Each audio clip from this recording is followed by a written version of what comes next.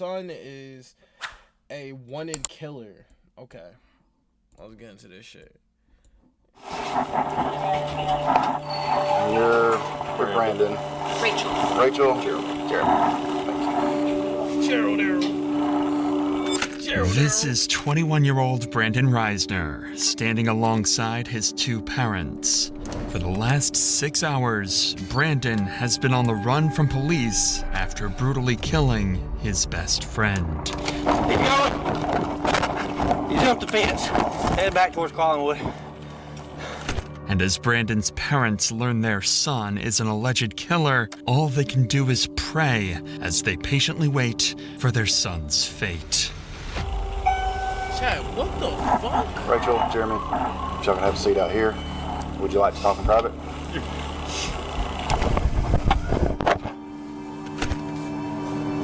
got this spot hot right now. They looking at him like, word, that's how niggas coming?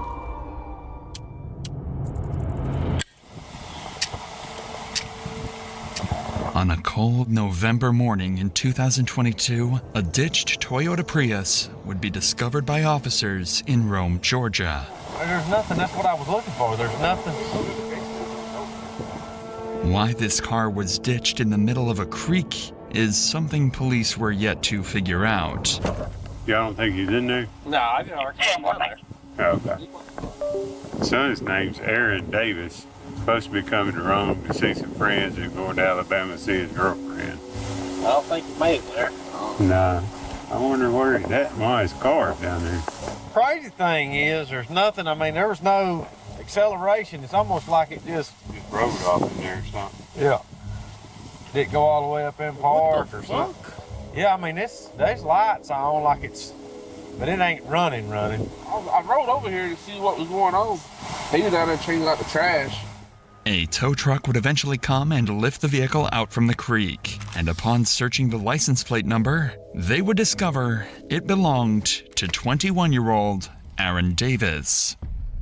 Luckily, the town of Rome, Georgia is relatively small, and officers were already familiar with the name, so Lieutenant Sailors would give Aaron's father a call a few minutes later. Then he's got to go up to visit his girlfriend in Alabama after that. Okay. Yeah, can you see if you maybe can get a hold of him and check in with him, see where his car's supposed to be? So you just found the car abandoned there?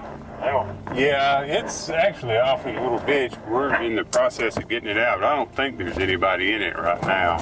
Aaron's car being ditched is just as much of a mystery to his father as it is for the police. What the However, fuck? he did have some useful details he was able to give the lieutenant following this call. The night prior to this footage, Aaron went to visit his longtime friend, Brandon Reisner. The two had been friends since middle school, and their friendship continued all the way through college. Aaron had just recently graduated from Brigham Young University, so his over 60-mile travel to visit Brandon was meant to celebrate the new start to adulthood. But ever since Aaron had left for Brandon's house, nobody had heard from him, and his phone would go What? straight to voicemail. What, they gay or something? This is like a gay couple? All of these strange mysteries would lead Aaron's father to file a missing persons report, and an investigation to find Aaron would officially begin. First, and most obviously, police would give Brandon Reisner a call, as he was supposedly the last person to have been in contact with Aaron. Hey, I'm Lieutenant Sailors, Rome Police. You doing all right today?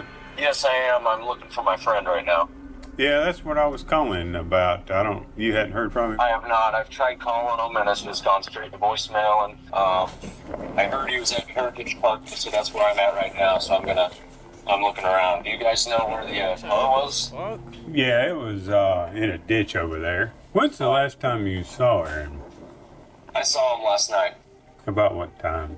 Well, we started drinking around like 12, Uh-huh. noon. He started throwing up pretty bad. He told me to leave him alone. I guess I woke up around like 1 or 2 a.m. Uh-huh. And that's when I saw that his car was gone. All right. Well, if y'all hear from him, let us know, okay? Yeah, thank you for the help, sir. All right. Bye-bye. Chad, what? Brandon's story made complete sense. and he even claimed to be actively looking for Aaron at the time of the phone call, as any good friend would do.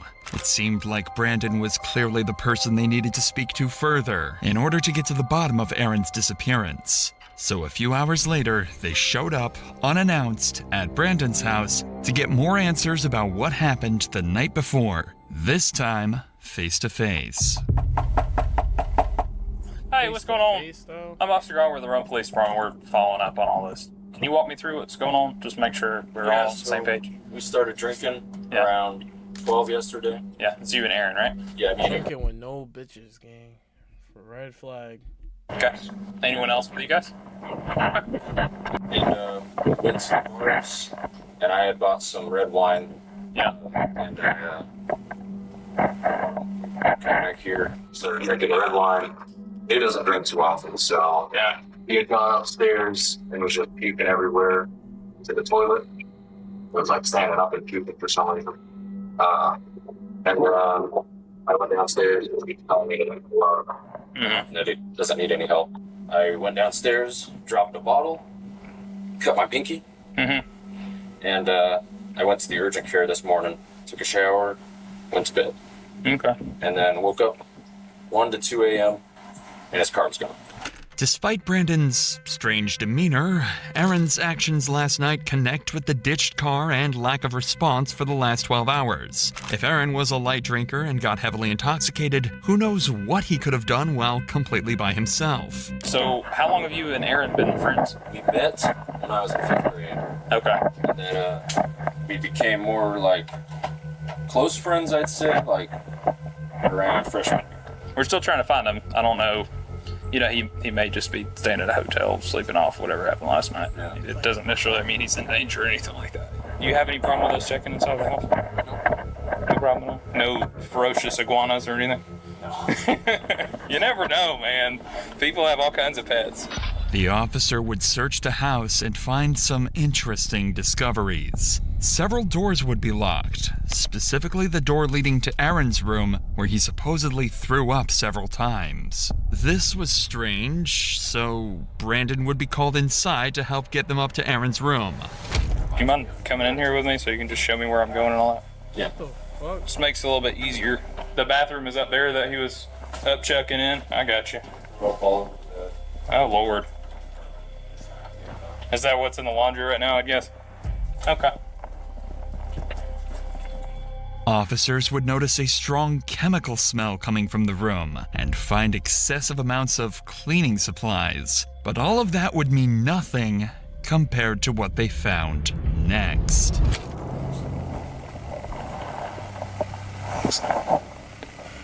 There's a significant amount of blood next to the bed, too. What? Decent. More than just vomit all the way over here. Looks like it's been there a while, but he could have been throwing up blood, I guess. See all that? It's weird to be throwing up blood like that. Not to mention, if he had alcohol poisoning, he wouldn't have been able to get up and move around this morning. Especially at 2 or 3 in the morning. Just poured powder right there, too. That's it right now. The cops are starting to find the whole scenario awfully suspicious. The odd story from Brandon, the puddles of blood in Aaron's room, the hundreds of dollars worth of cleaning supplies. It seems as though Brandon sensed the officer's suspicion arising as well, as when Aaron's room was being searched, he decided to do this.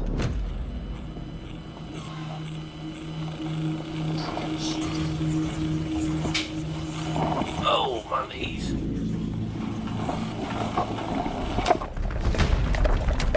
Keep going. This nigga start getting low. Now. Man.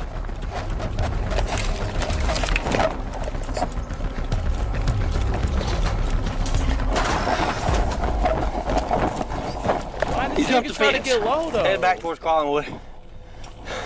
Oh, he's out. He's out.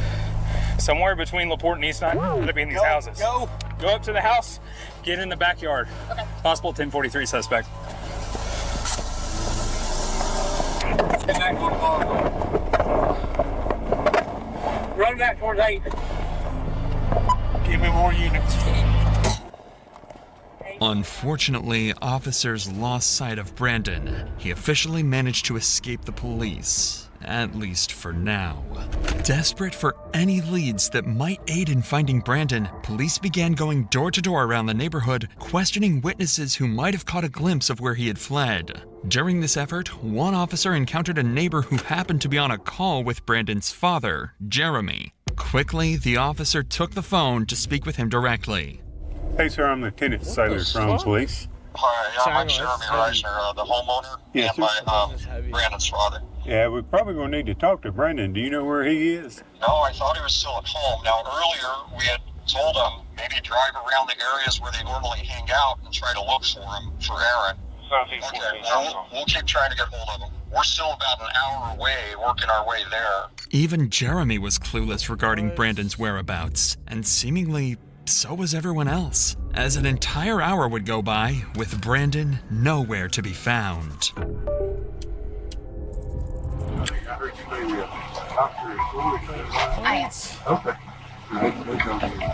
It's Mom. Sorry, I realize you might not be able to answer this question. Probably don't know the answer, but I'll try. Is there suspicion that Brandon was involved in what, hurting Aaron or something? There's suspicion that something happened in the home. Beyond getting drunk and throwing up? Well, we don't know. They're lifelong friends. We called back after the boy's mom called us. We called back and said, when did you last see Aaron? He says, I guess he left during the night. And that's all we knew. We went to look for him where the car was reported. Yes. The powers that be have our number? Yes, sir. Yes. Yeah. Mm-hmm. While trying his best to assist the police with the investigation, Jeremy would return to his house, where he discovered Brandon's phone. Up until that point, Jeremy had been doing everything he could to help the police track down his son. However, after finding the phone, his cooperation came to a sudden stop. He refused to hand the phone over, leaving police to wonder, had he seen something on it? Or was he hiding something far more unsettling? But before we get to that, Jeremy... Bad timing. He's on bad timing.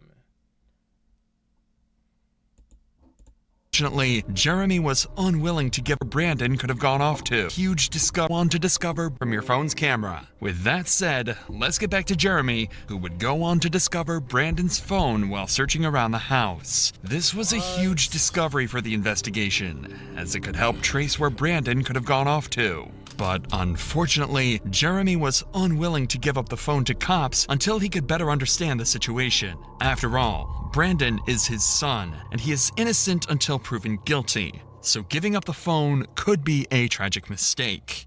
Again, hours go by with no further leads or clues as to where Brandon went. What Jeremy managed to find on Brandon's phone during this period will forever remain a mystery. However, when police spoke to him again, his demeanor would shift dramatically. What's the status? All right, so first of all, I understand you found his cell phone. That's right. You want to turn that over to us? Maybe. Okay. I do. My gut says yes, but at the same time, Yeah, I mean, we I don't know. we'll probably need to go through it and see at least maybe where he's been today. There is a significant amount of blood in that upstairs bedroom and on the carpet. But I wanted to be straight up with you. Not come home and find that. Okay. No, I appreciate that. Do you have a warrant that would include the phone? No, we'd have to get one at some point, so we couldn't go into it without that. So Some text back and forth. maybe something helps. Then I know. It's him, I know. But I can't promise you that because I don't. No, I know. Yeah, I don't know what I was in there. So I want to. I was I know as a father, I understand. all right. Well, yeah, I'm gonna keep walking.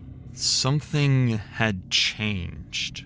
Whatever was on that phone had to be disturbing, and the officer seemed to have caught on to this as well. Because he doesn't know what's going on. But he seemed a little shocked that we're at his house. You know, he seemed respectful in the sense that he was okay with us being at his house and doing what we needed to do. I couldn't really get a feel for him. He may just be covering for his kid. He's gotta be. So he found the phone, tells us that he found the phone, but doesn't want to give it to us without certification. This is crazy. Text messages not there.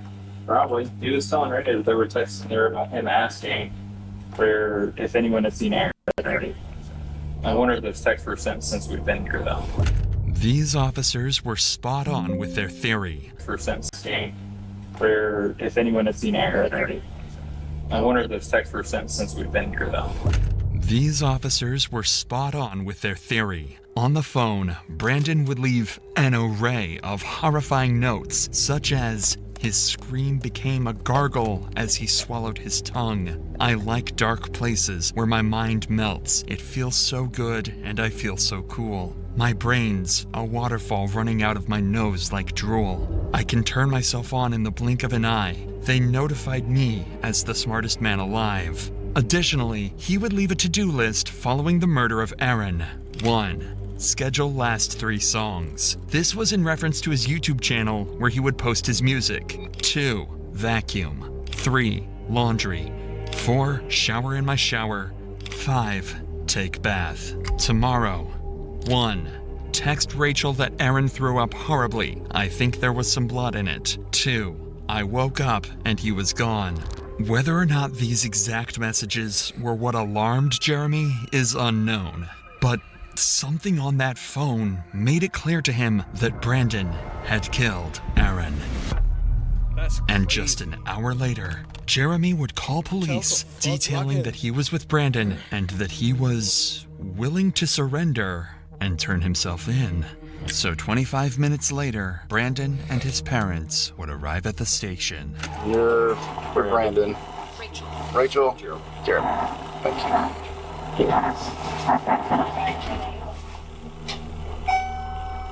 How you want to spend your last times, and you got the father, bro. First off, you came off of Mook. Then second, gang, come on, you killing people. Imagine, like, you know when people ask you, you want a gay son or gay daughter?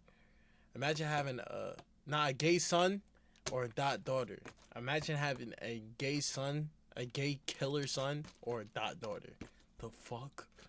How you gay and you a killer? Shit's crazy.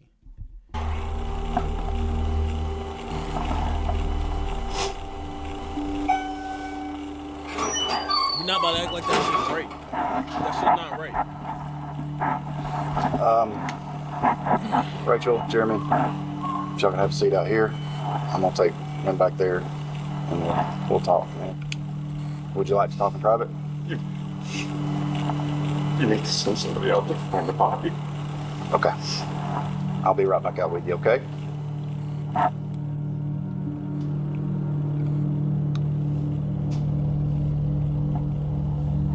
That's crazy. Anything in your pockets that I need to know about? Wallet and keys. Those real quick. Anything else? No. Sorry about that. Go ahead and have a seat. Clap it up for this dickhead. His goal. Kill somebody and go to jail. So all these dumbass niggas be doing. Now that Brandon was secured, the detective would sit him down to try and get a basic confession or any information that might ease the path to conviction. Alright, like I was saying, I'm Detective York. I work here at the wrong PD, of course. Detective York, yep, that's me. So before we get started, got some paperwork you gotta fill out. The detective would start the interview by getting Brandon's basic information and contact addresses. So I'm gonna read you some stuff before we get started, okay? You have the right to remain silent. You have the right to talk to a lawyer for advice before you are asked questions and have him with you during questioning. I would like a lawyer. You would like a lawyer, okay? Alright, sit tight for just a minute. Lawyer? He says in the interrogation room will go on to help him in court, so he decides to keep his mouth shut. While this is unfortunate for the detective, Brandon's parents are more than willing to have a discussion with him. So instead, he turns his attention over to them to try and get the information that he's looking for.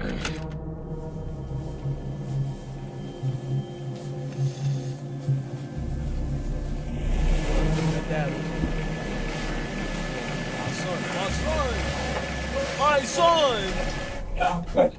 Thank you.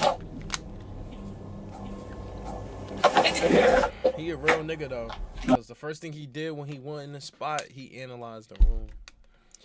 And He was trying to see where the camera was. We seen you, nigga. There's a lot going on right now.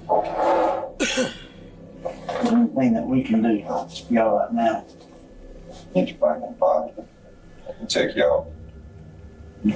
Try to show you. I can try to show you. You can try to show us The general area, yeah. Okay. There's an old cemetery. Up the hill. You turn left. Trendle, something like Trendle. Okay. We can show you. All right.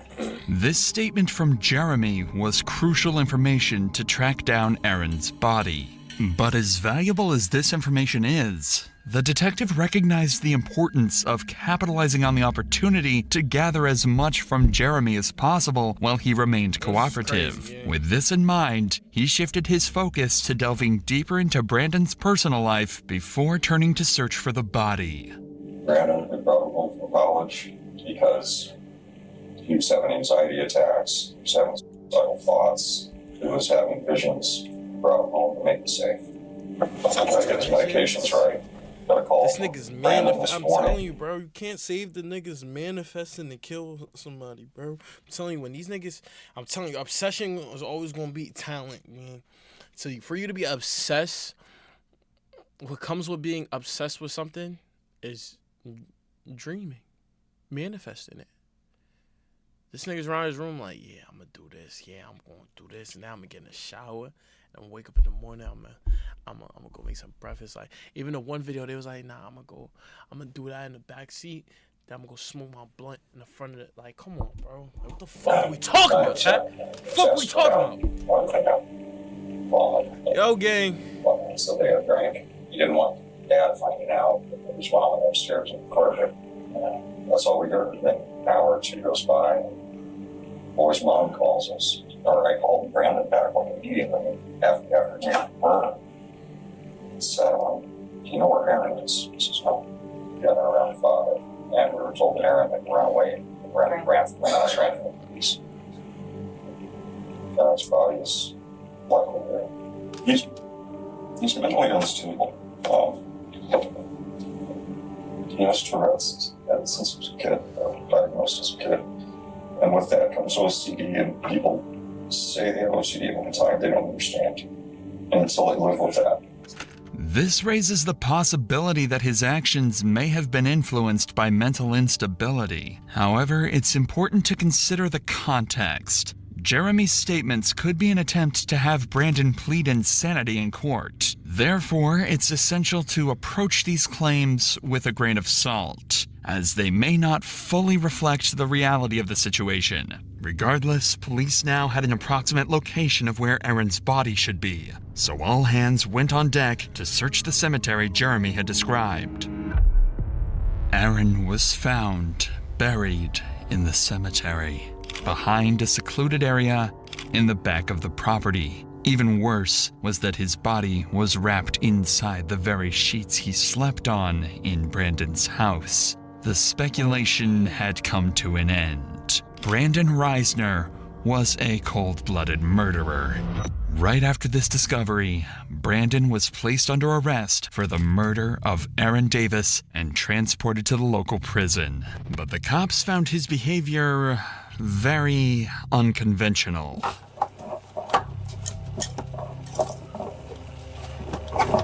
Stand right there.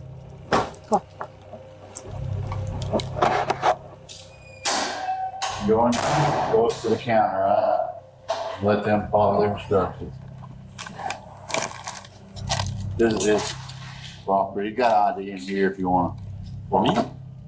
No, we're talking to him. Oh. You got your ID in there. Oh, yeah. Officers stated that Brandon remained eerily calm while being transported and seemed completely unfazed by the entire situation. And while Brandon had been successfully captured and the case had seemingly came to a successful conclusion, officers had one tragic duty to complete before the end of the day. Break the news to Aaron's parents that their son had been murdered. They didn't tell me that? Many questions. Here? I don't know a whole lot because I'm not been here doing all the research. Very specific.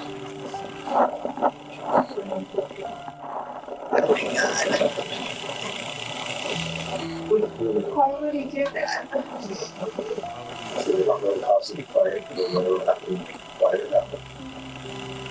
Why you do that? We need my son. The family needs him. Oh my God. Aaron was a recent college graduate and a good kid with a bright future ahead of him. His sudden death is nothing short of an evil, horrifying act on Brandon's behalf, and justice had to be served for Aaron's and his family's sake.